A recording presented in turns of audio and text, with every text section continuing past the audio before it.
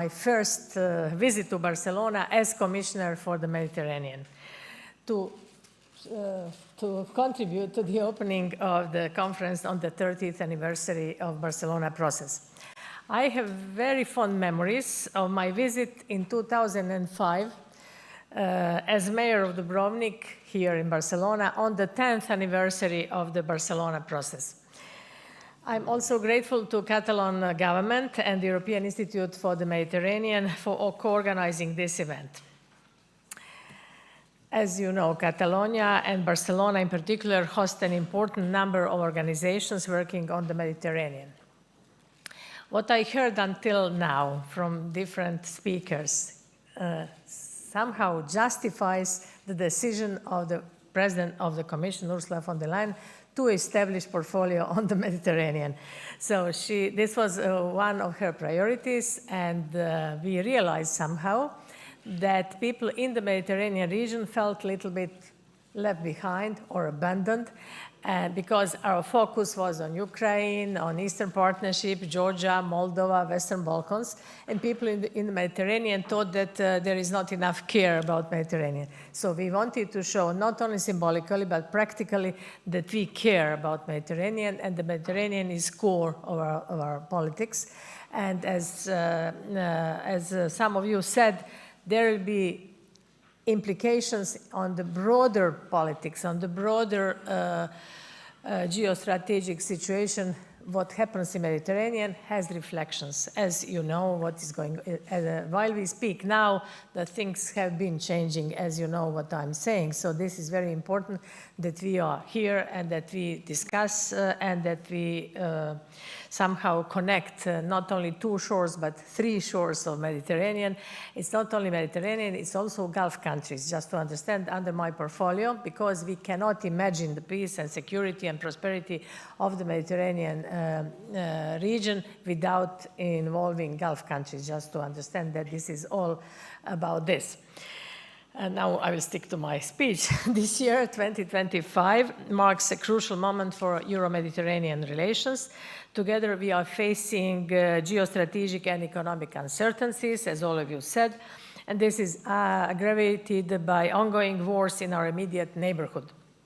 Uncertainties, however, are also times of opportunities. As you said, it's not only challenges, it's also opportunities in a changing world, with security threats, with an erosion of the multilateral order, and the fading away of all the alliances, unfortunately. We can boost resilience by strengthening the relations with our closest partners. It is the strategic approach of the European Union. In this Commission, we see our work through the lens of competitiveness and security, just to understand that our two priorities are competitiveness and security, and this is our lens. In our global relations, we want to be players and not only payers. This is our motto. As you may know, the European Union represents 16% of the global GDP. At the same time, we are contributing more than 42% of the global aid budget. So this is totally imbalanced, and now after new decisions of American administration, it will be even higher, just to understand what is our role. So we cannot only pay and not be players, and this is why we want to use our role as geopolitical factor. To become even more important players, we as the Commission are putting a new emphasis on our engagement with the Southern Mediterranean. There is a lot of win-win situations, from strengthened cooperation between European Union, North Africa, Middle East, and the Gulf countries, as I already said, in a partnership of equals. This is something which I want to highlight. Our shared vision is to become an area of sustainable prosperity and stability, as it was established in the Barcelona Declaration and in Paris Declaration, creating the Union for the Mediterranean. An essential element of strengthening our cooperation is the new Pact for the Mediterranean, all of you mentioned, and we will present this new pact, we hope, on the 15th of October. This will be adopted at the College of Commissioners. So I think this is the proper time for November to celebrate the 30th year of the Barcelona process. The pact aims to put the vision of the Barcelona Declaration in practice, finally, Ensuring, it doesn't mean that nothing has been done, but we have to put really words into practice. Ensuring a shared space of peace, prosperity, and stability anchored in all areas of common interest. The pact will benefit from the very broad consultations with stakeholders, as already said, from the EU member states, 27, and southern neighborhood partner countries alike. We will have southern neighborhood ministerial on Monday. In order to, there was postponement because of the situation on the ground, but we hope that this will be also a contribution to the pact. Because, as I said, we asked 27 member states, we asked all the partners in the southern neighborhood, but also academia, civil society, think tanks, whoever wants to contribute, there is still a chance to contribute to this pact. So we want to have really bottom-up exercise. I'm particularly grateful for the contribution of Spain as well as Catalonia. Both of you contributed, and to other actors such as civil society organizations, as I already said, international, regional organizations, including Union for the Mediterranean. So our approach this time is pragmatic and practical. So the pact must be pact, not only document, but the genuine pact. This is what we want to achieve with this. The pact must be about concrete initiatives, tangible results in key areas for the benefit of people. Actions and initiatives will cover three main areas. First, we are putting people at the center. We want to invest in higher education, professional training, jobs, and promote a common space for cultural exchanges, sports, sustainable tourism. And we want, what is very important to mention here, we want to create a Mediterranean university network. And one day, a true joint Mediterranean university. There are some initiatives all around the place, but we have to make a network, and this will be the best way how to connect people, how to connect young people, how to connect students, how to connect researchers. So this is the idea on which we have been working already. This will help lay the foundations for cutting-edge skills developments across the entire region. You know that young people are drivers of change, exchange, development, and this is exactly what the pact aims to empower them on both sides. Prima was already mentioned. I know many of you here today come from universities, and let me reassure you that research is equally important, and I look at Prima, hosted here in Barcelona and co-financed by the European Union. So it is an excellent example of a research network across the Mediterranean, so we will continue working on it. It's about people. Secondly, we want to unlock the full potential of our economies. We want to mobilize capital and foster partnerships. We count here on the business community and actors like the Chambers of Commerce. I already met you. Catalan, Italian, who are present here today. And we are developing a targeted approach to private sector engagement in the region. We are bringing together project promoters and private sector actors to develop a sustainable pipeline of investable projects. We are looking into national investment platforms like the one of the European Union and Egypt, which is launched on 15th June this year. So what we have been doing, we are following on the platform what is going on. You remember last year, there was a conference, pledging conference in Egypt in June last year. And at that moment, there was 49 billion euros pledging from different European companies who want to invest in Egypt. So now we have a platform where we follow what's going on. So this is, you know that Egypt is a huge country, but there is a lot of interest to invest there. So we want to match investment opportunities with appropriate financing, including through European Union financial support. But it's not only about our support, it's not only about European Investment Bank, about World Bank, about our institutions, it's also about private capital. And they will come there when they see that institutions are there. Nobody will invest his or her capital without securing it. And this is what is going on in Egypt at the moment.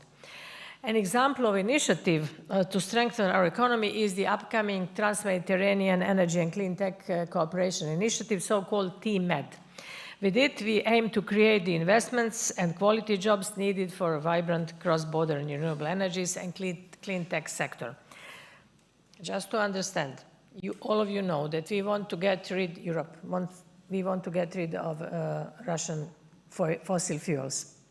We are good, but we are not excellent in this. So what we are trying to do, we are trying to produce renewable energy in the southern neighborhood. If you know this fact that 1 megawatt per hour is produced in Europe at 60 euros, and the same is produced in southern neighborhood at 30 euros.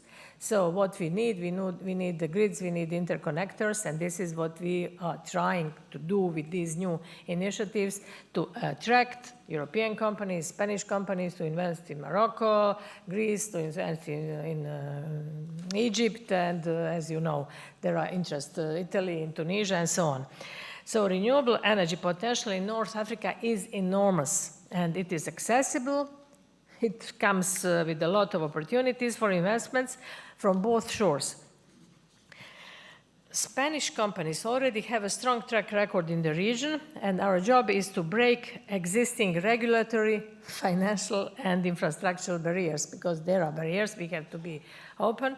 We can increase our energy security, our autonomy, and ultimately, because I mentioned competitiveness at the beginning, we can influence the competitiveness of the European Union and partner countries. So everything is about competitiveness and security. So this leads us to the southern neighborhood too. Let me briefly also mention an example of connectivity between two shores, Catalonia's initiative for ports infrastructure and logistic corridors for the Mediterranean corridor and Trans-Maghreb corridor, advancing digitalization and electrification in maritime transport. And coming now back to the third dimension of the pact, we are also strengthening cooperation on migration management. President, you mentioned migration and security, from disaster preparedness to combating migrant smuggling. We want to deliver on the ground by fighting terrorism and organized crime while also preventing radicalization. What I want to mention is Europe is not fortress. We are open. But we are open for legal pathways. We are not open for illegal migration, and this should be clear. You know that we are now under Danish presidency. Yesterday, if you had the chance to listen to the speech of the Prime Minister, she also mentioned this, and what she said, legal, fine, illegal, those who come illegally should be expelled. You haven't heard this much from many politicians. So now we have return directive, as you know. We adopted return directive in the Commission, it's in the Council, and we hope that this will work. Until now, we were not capable, what was our result? Only 20% of those who came illegally, we were able to bring them back to their home countries. So let's work on this together. So when I say legal pathways, that means talent partnerships with different countries. We already have one with Tunisia, with Morocco, and Egypt, I think. So we don't want to create brain drain there, to be open and correct, to be fair. We don't take all their doctors or their engineers and create brain drain there. So we have to balance, and this is why this is called talent partnership. We decide in a partnership whom we need and whom they need. I'm speaking like this because I'm also in charge of demography. This was in my previous mandate, and now I'm also in charge of demography, in charge of implementing demography toolbox from the last mandate across 27, but also we are looking at global demography. So this is a real challenge, as you already mentioned. We are shrinking here in Europe, and southern neighborhood, they are booming. We know this, and we are trying to balance this, of course, but it's very politically very sensitive, but it depends on us how we create the situation. So Demography is also important for our competitiveness. As we already know, there are opposite demographic trends. In North Africa, all of you know, half of the population is under 24 years old and 63% are under 35 years. So we have to make Mediterranean a vibrant space of exchange, sustainable prosperity and stability, and we count on all actors in the region. Union for the Mediterranean. The Union for Mediterranean present, whose speech we heard here, you could have a pivotal role in steering political and policy dialogue across the region. And we would like to empower you, we would like to strengthen you, and this is our firm determination, just to understand. And it's the only international organization that brings together all Mediterranean partners. When I say all, that means both Israel and Palestine. This is the only organization. I'm not going to lament on the situation on the ground, but just to understand that this is very important. And I hope that we will continue our cooperation, that you will be one arm of our policy. So we must seize the momentum of both the new pact and the new Union for the Mediterranean strategy to create strong, effective synergies. And we have to implement some of the actions in the new pact. So this is why we want to be practical, but we need someone, we as Commission, we need someone who will implement what we are saying and what we will put in our pact. I see the Catalan government is particularly active in mobilizing networks of regions such as ARLEM, so Euro-Mediterranean regional and local authorities. And we want to, of course, together with you, to make our shared vision a reality. There are many examples where Catalonia is showing the way, such as Regenera for Med. You are promoting regenerative tourism in the Mediterranean, or pioneering study on climate change and biodiversity across the Mediterranean. So what I wanted to say, there is win-win situation. Everybody could win from this. First, when I was speaking about migration, just to understand, by addressing migration in this way, we are in fact opening new jobs in the region, opening new opportunities for this. We are decarbonizing the region, which means we are following our green policies, and we bring European companies to invest there. We produced energy at lower price, so it's win-win-win-win situation. Everybody can benefit from this if we are smart enough. So we have to be smart, and I think by doing this, we are addressing root causes of migration. We are helping them, and this is something which we have to take into consideration. Of course, there are different situations. There is different situation in different states, so you cannot talk about Maghreb countries together because there are differences. You know what's going on in Libya, what's going on in other countries, but at this moment we signed strategic partnership agreements with Tunisia, with Egypt, and with Jordan. We are working on Morocco now. We also offered strategic partnership to Lebanon. So we are trying to make this, all these strategic partnership agreements true. So it's more about economy, it's more about creating opportunities, but diplomacy is also there. So I'm working very closely with the High Representative Vice President Kaja Kallas. She's more on diplomatic track, and I'm more on economic track, just to understand what is this all about. So let's hope that we can make this, all what I'm saying now, make it true. So I think that today's conference is also very important to reinvigorate the Barcelona process. So I think that we are well underway to achieve ambitious goals. I hope that all of us, if we are serious, we can contribute to our common goal and to the prosperous Mediterranean region. Thank you very much, and all the best.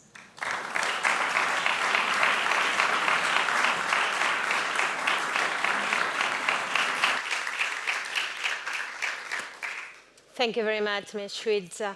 Bé, ara ja tenim aquesta jornada del tot inaugurada oficialment, per tant, ara el que farem és passar a la primera taula rodona d'aquesta jornada. L'hem anomenat el paper de Catalunya en la inversió i la innovació mediterrànies. Es tracta d'una sessió que mostrarà una sèrie d'inversions estratègiques i de projectes innovadors liderats per diversos